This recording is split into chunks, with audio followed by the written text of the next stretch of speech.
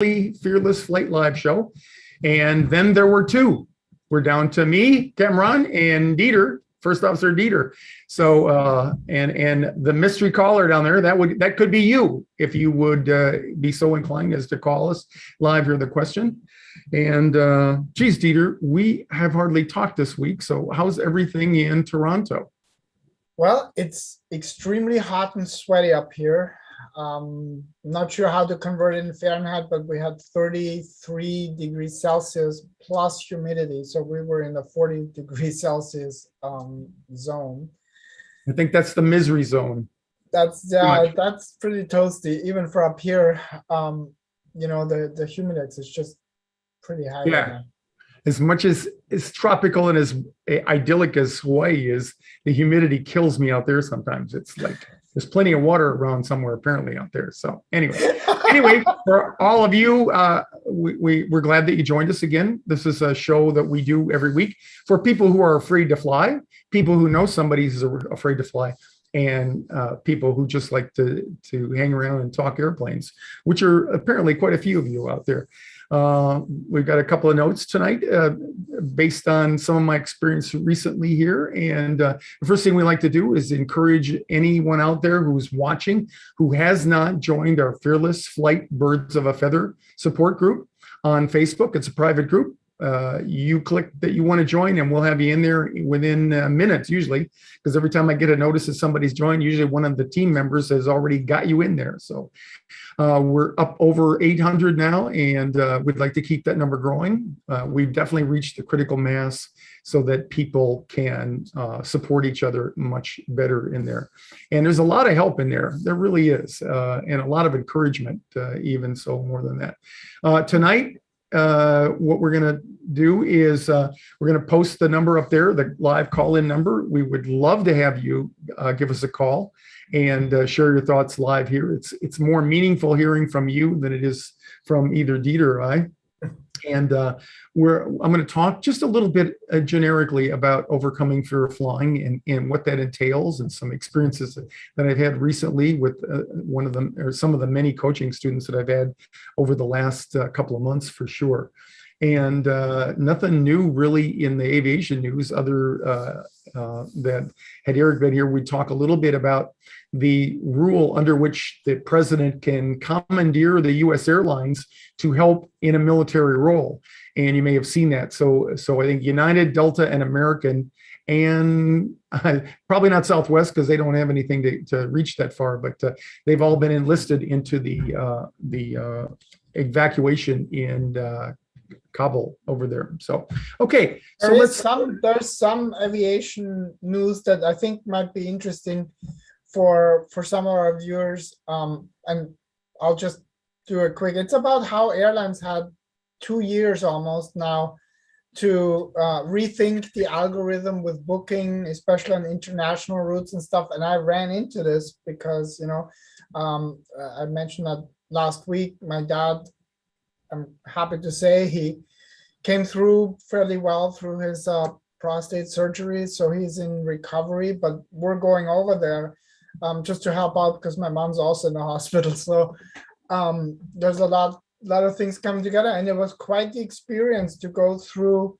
my usual habits, and it's all changed. So it's pretty interesting for anybody. Perfect, because we're going to talk about the possible class coming up, a 301 class that we're going to do, a 201 301 class, and we'll talk about algorithms and why you might want to sometimes use your incognito window to log in and take when you're certainly if you're just shopping right then. So okay, so with that, you can put the slide up there briefly or post the call-in number 602-737-3804 if you've got like something you'd like to ask us and are willing to share it with the group. We really value that. We've gone to great lengths to learn how to use this system, and we seem to have it down. I'm always hesitant to say that, not that I'm that superstitious, but anyway. So let's just talk, and this will be good because Dieter's usually busy monitoring the Facebook remarks and comments there, but I want him to jump in as well as we talk about this. Overcoming fear of flying is what we're all about. And like I said, I've had a number of people who have taken advantage of the 15-minute coaching session. I highly encourage you to do that. You can look in the notes for that. There'll be a link in there. It's really non-threatening, and if you were able to talk to the people that have done that, they can attest that I don't have the egg timer running in the background, so the 15 minutes becomes less of a factor. I'm more interested in helping you find the next step for you to get over your fear of flying. And one of the things, I got a couple of notes that I took here. One of the things with somebody that I just completed this with, and we were in the post coaching session analysis here and exchanges, and she expressed, as so many people have, is I'm not really, she actually said, I know everything. These weren't her exact words, but I know enough about planes. I'm not worried about the airplane crashing. And that's kind of a theme for people who are bothered by the anxiety. And so I want to talk about that real briefly here, okay?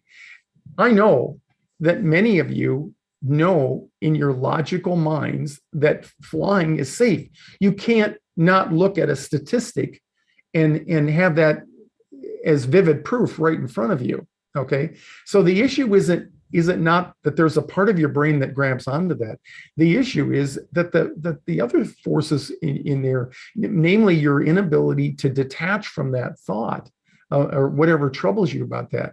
And so people say, well, I don't need to do this. And what I've recommended to everybody that I do with coaching, to some degree or another, we talk about some of the mechanics about flying, even though that might not be your primary trigger, because the mechanics, or because if one of the things I offer to people is, if you weren't afraid of something going wrong, why would you have this underlying fear that you need to get off, or you need to pull over to the side of the road? Think about it. So there's really something going on there. And as much as we like to believe that we maintain our sense of logic all the time, if you've read my book, our book, How to Overcome Your Fear of Flying, there's a chapter in there that talks about the two processes that the brain uses, namely system one, which is a fast functioning, intuitive way it makes decisions and makes judgments, and two, a slower process, but they're in great disproportion. And so we've chosen a label that we got in some of the literature.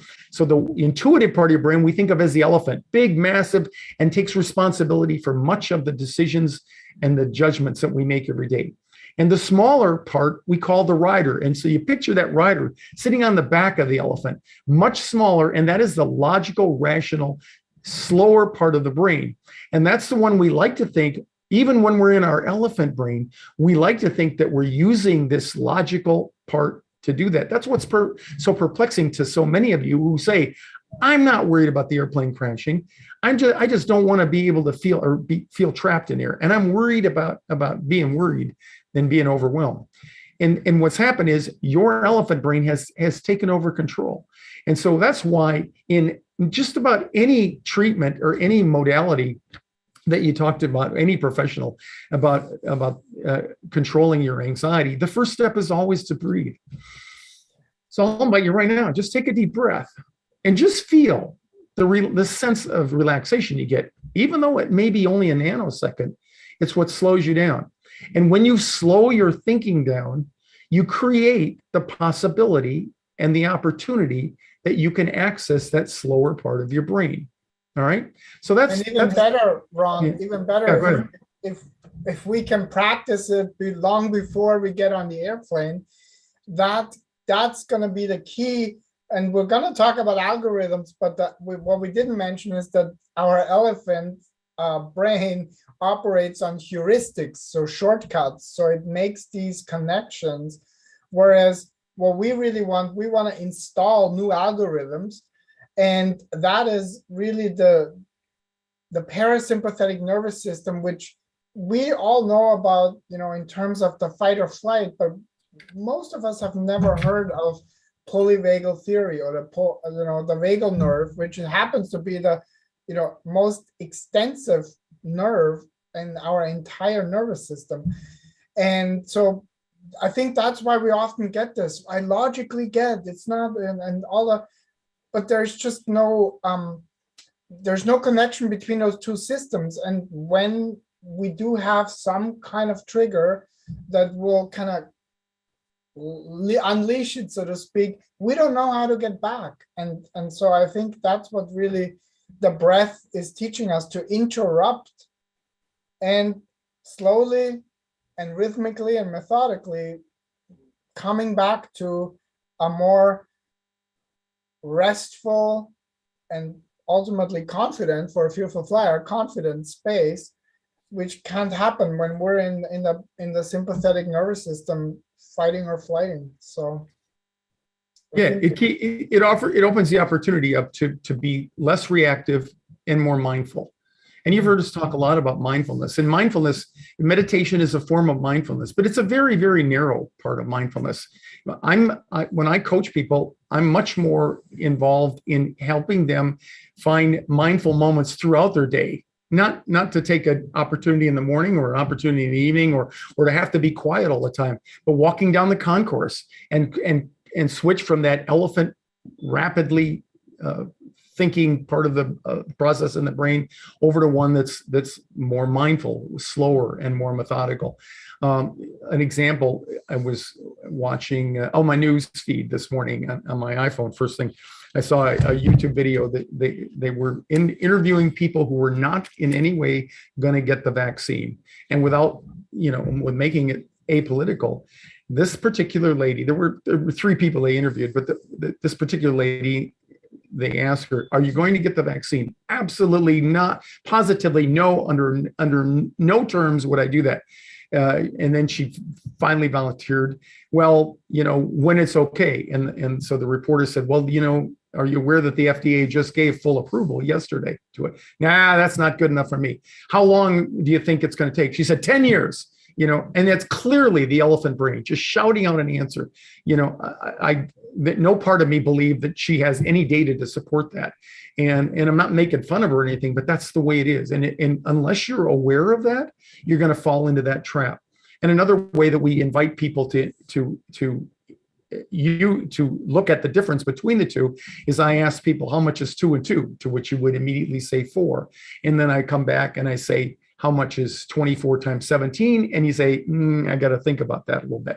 And that's the 2 parts of it at work. The first one is the elephant brain, the intuitive part. And it doesn't mean it's always wrong, but it's always quick acting. And it's the one that tends to respond the first. And the other one at the 24 times 17, that there's a process to do that if you've learned how to multiply, but you've got to take some time to invoke that. Let me see what else. And I think the other thing is, because we've had, I think, a couple people in the I think one of them was in Air Hollywood and the other one was on a 201 class in Phoenix, that actually shouted out that answer real quick. And that's still the elephant brain just being more practiced in the methodology that leads to the answer, right? And I think that's what we really want to point out. It's not so much that we don't know the answer, it's the methodology behind it to arrive at it. So yeah, and the fact that Dieter used the word practice is exactly it. And when it comes to thinking, our thoughts have become habits because we practice them over and over. I use in coaching, I offer people the opportunity to write their hand and tell them, write your name. Okay. So they write their name and typically they use their preferred hand. And then I say, okay, put the pen in the other hand and write your name again.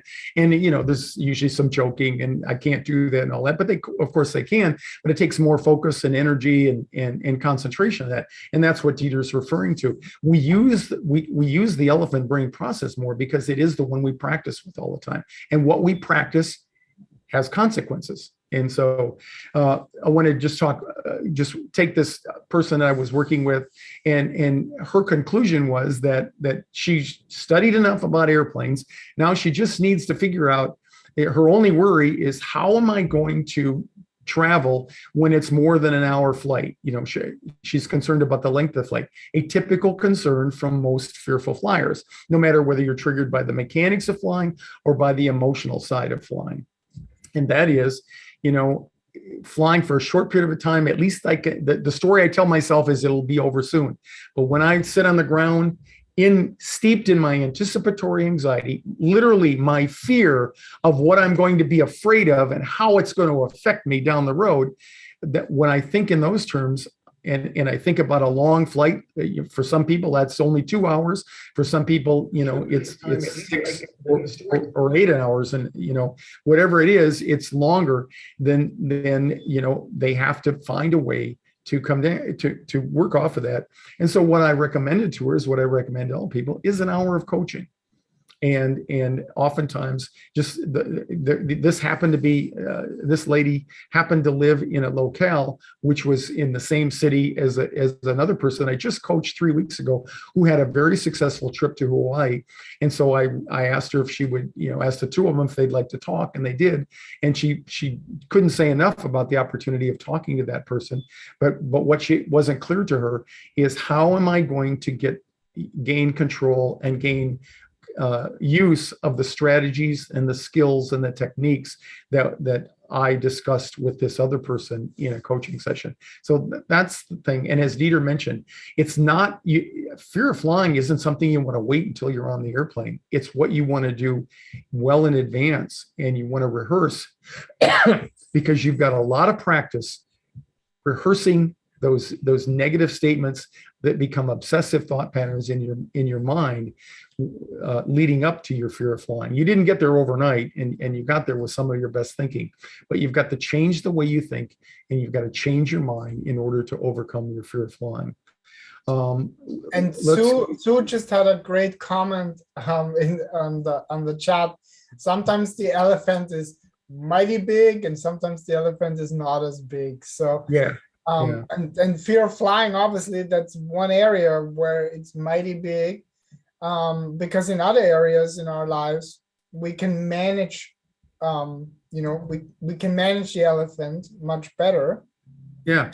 For whatever reason, often related to trauma or perceived trauma, those triggers just, and once that biology is firing, it's a ride. Right. An example of what Dieter just talked about is turbulence. If the only response you have to turbulence is an anxious one, you're probably going to replicate that at the very next possibility in the airplane. And so what you have to do is you have to think, you have to invite the logical mind in during coaching or some self-study on your own. And you have to literally say to yourself, I teach people, yes, turbulence sucks, but it won't hurt me. It's not a threat to the airplane. And you have to invoke that. And you have to say that. If you said the other one for the last 20 years, it doesn't mean that you're stuck with that being triggered by turbulence for the next 20, but you're definitely going to have to spend some time and some effort, self-study, learning how to overcome that. That's extremely difficult when that part behaves like a toddler, defying all reason, so that's where that self-care and the practice comes in, because otherwise it sweeps you off your feet in that moment. So where do you want to go next, Ron? Any questions or from anybody? If not, we'll move on. No, we can. Okay, so let's talk about what we recommend. We recommend coaching for sure, and if you haven't done a 15-minute coaching call, I recommend that highly. But let's talk about the Fearless Flight Harmonizer, because people ask me all the time, what's that about? And obviously we haven't talked about that enough. So I want to just have Dieter put the components up on the screen. We're going to do our best to see if we can actually sample them here. The Fearless Flight Kit is a digital kit and downloadable with 7 digital files in it. There's 1 audio, there are 4 video, and 2 PDFs in there. And the thing that people talk about the most is the audio component of that, and that's called the Fearless Flight Harmonizer. And what does it harmonize? It harmonizes the thoughts in your head and drowns out the the unconscious, sometimes subtle but very powerful inner voice that's always spouting something negative to you. The one, that little voice that shouts at you without you even working at it. And sometimes people don't even have an awareness of that. It's just, they're just overwhelmed by dread and emotion when they feel it. You know, I use a smoke detector as an example. Smoke detectors are designed to detect smoke. And when they do, they're limited in what they can do. All they can do is get your attention, and they do that with an audio sound, something that you won't confuse with Beethoven's Fifth or your favorite rock music. You know right away. It may take you a second or two to be aware that your smoke detector is going off, but it grabs your attention. All right. And the problem with the smoke detector is it doesn't know the difference between burnt toast and a raging fire. And so we have to discriminate between just how serious is the fact that the smoke detector has gone off. The brain, and the part of the brain called the amygdala, is 2 almond size. That's what amygdala means in Greek. It means almond. If you take the tip of your index finger down to your first joint, you have 2 of those, one in either side, one in each hemisphere of your brain, which tells me that Mother Nature thought it was so important that she gave us 2, one in a backup. And it works essentially like the smoke detector in that it also detects danger. And when it does, it grabs your attention. And how does it do it? It only has biology to do that. And so it changes the chemistry in your body. And that's why people get sweaty palms, they get palpitating hearts, they get upset stomachs, and they get an increase in blood pressure. All of those will continue. And the problem with the amygdala, like the problem with the smoke detector, is it doesn't know the difference between a real threat and a perceived threat.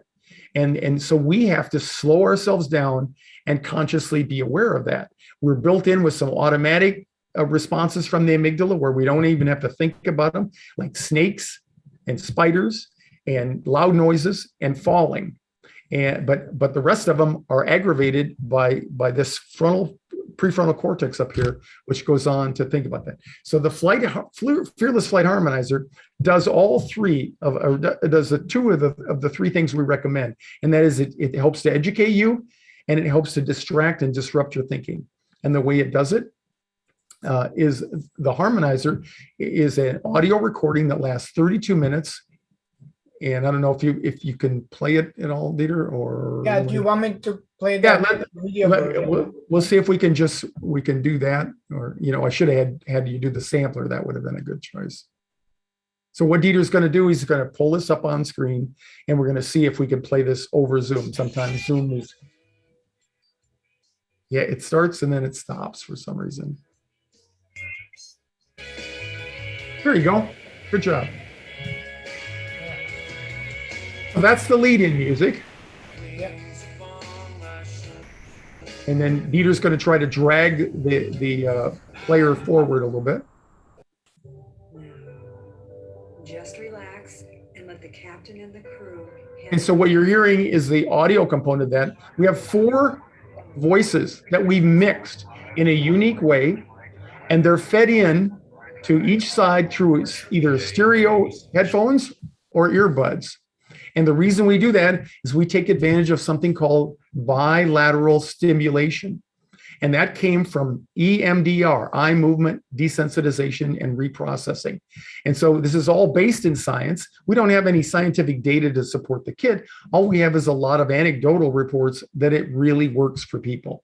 And the way it works is it both distracts you and it disrupts your thinking.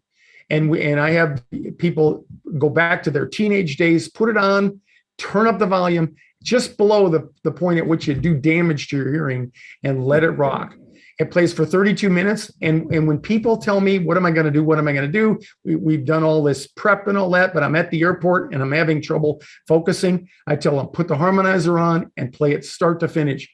And just loop it, play it over and over. And some people, I've even said, if it's a 3-hour flight, that's 6 Harmonizers, that I want you playing. Yeah, because, and they'll do that. They'll be successful. And then 2 years later, they'll call me up and say, oh, I'm getting frantic again about a trip coming up. And I'll say, what are you doing? And they'll tell me, Well, nothing. And I say, gee, Mini Christmas. The Harmonizer isn't a one-time oldie but goodie. It's something that you listen to every 2 to 4 weeks prior to a trip, especially if you don't fly that much.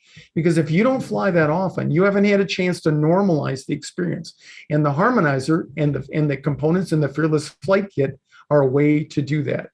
And moving through there's an audio harmonizer as well. So it's the same great soundtrack over a video depiction, which has closed captioning on that. Some people are more motivated by video, so it's an easier way for them to maintain their attention or distract their attention. Then we have some video, other videos in there.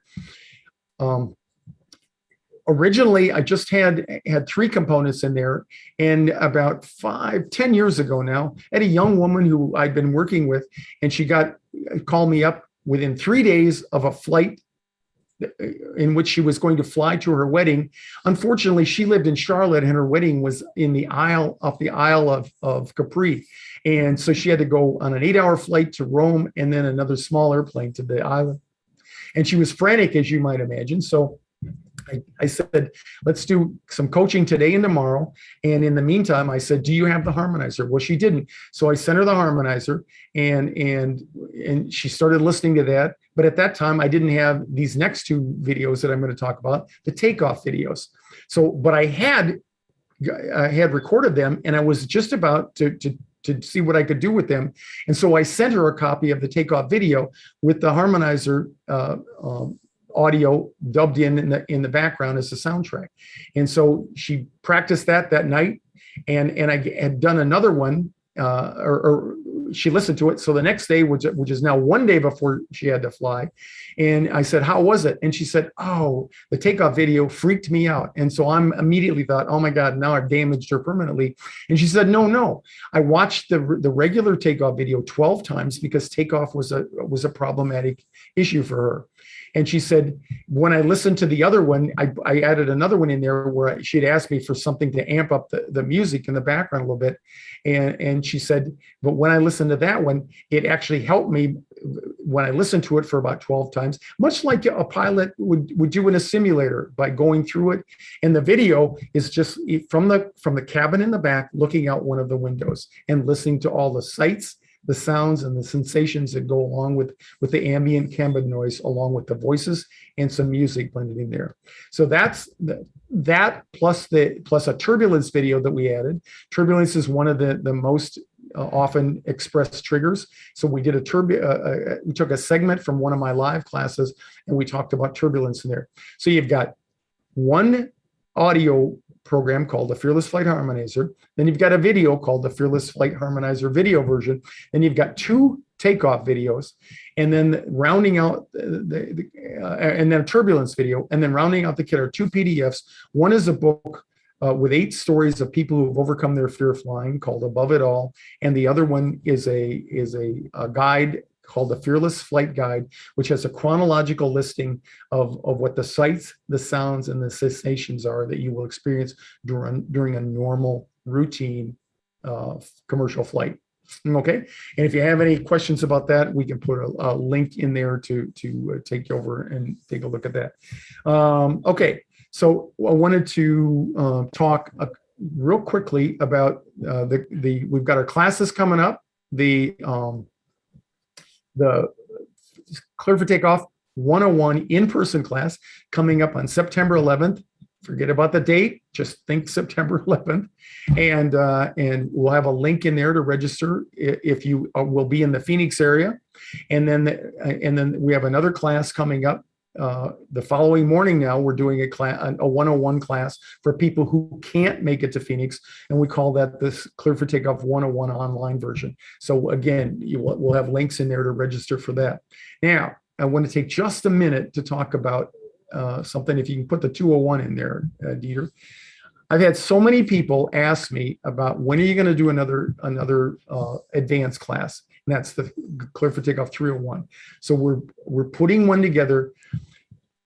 I was rushing myself. I was going to try and do it next month, but that's much too quick. So we're going to do it in October. And if you have any interest if you live in I'm going to do the first one in the Los Angeles area because that's where I've had the greatest interest. So if you live anywhere that you think you'll be in the Los Angeles area on October, I think we put it down for tentatively for the 30th, send me an email to captainron@fearlessflight.com and say, I'm interested in flying. All right. So I'm putting together a 301 class, but I'm also putting together an online 201 class that will lead into it. So just send me an email to captainron@fearlessflight.com, and I'll send you all the details within probably about a week or so. All right. So and we'll put some notes in the remarks there on that. The last thing I wanted to do, or one of the things I want to do, Diane obviously isn't here today, but she had the foresight to send us a video. We've been talking about how people get freaked out when they fly from a cool, dry environment, namely in the cabin, and then they land at a humid environment and they open the door and the air mixes. So can you run that video? We'll see if we can get that to show on the screen here. And this is what happens when those environmental circumstances are met. That's really amazing, and I experienced that myself as well once or twice. And I think if you're not a physics nerd, or if you, it could be very disconcerting when all of a sudden. Right. Yeah. So have you been able to share that, Dieter? I haven't seen it yet. I did, but I will do it again to see if. Yeah, I just didn't have the right screen up. Sorry about that. There we go. Okay. We'll see in a second. Yeah, I see it. And if you can imagine, when I would land in St. Louis in July and August in the summer, oh my God, that would be mild. This would be mild compared to that. We've had where we opened the door in a 737-300, which had about 150 seats, and the whole back end of the airplane would be covered in fog. It's totally amazing. So anyway, all right. Any comments or questions coming in? Not that. Okay, so Oliver, yes, Oliver is already in for the 301 for the flight class, and we got you down, Oliver. Yeah, Tom has already paved the way. So he's one of two people that have made an interest, and we'll talk about that more next week as the details get worked out. And we do have a question. So there's no actual descent video in the Fearless Flight kit itself, but in the 201 of the online class, we do have a video also of a descent. So I'm sure that you'll make that part of the 201 class like we did with live classes, right? And they're in the flight the flight guide, Fearless Flight Guide, talks about the sights and sounds and sensations in that, and I'm going to be coming out with an audio to go along with that. Most people, the only part of the descent that people don't like, they love the part where the pilots come on and say, hey, ladies and gentlemen, we'll be landing in 30 minutes. And everybody just almost to a person relaxes. What people don't like is when we get down close to landing and they don't like the jinking left and right as the pilots are trying to maintain a perfect alignment with the center line of the runway. And it's compounded by crosswinds or gusty winds down that. So that's the part that people don't like. And they especially don't like if we get down close to the runway and then the pilots do an aborted landing and they take off and go around again. We think nothing of it. We think you got 15 minutes of free flight there that you didn't plan on. You think that was not funny for us to do that. So anyway, okay, but we'll make a note of that and we'll talk about that. And certainly in the 201, which will precede the 301, we will give you an opportunity to raise things that we don't cover in the class too. All right. So thanks again, Dieter. Thanks for all your efforts, and thanks for anybody who out there watching this evening. And we'll be back again next week. Give us some feedback on the kinds of things that you'd like to talk about. I go through the Facebook group and I look for things like that. But I know there's a lot of things out there because when I get these 15-minute phone calls, it all comes out of the woodwork. So if you can, let us know what you'd like to talk about because this show is for you. And we enjoy doing it, but we really enjoy it more when we get your feedback on what you'd like to talk about. So thanks again for sticking with us and watching this episode of Fearless Flight Live. We'll see you again next week. Bye-bye.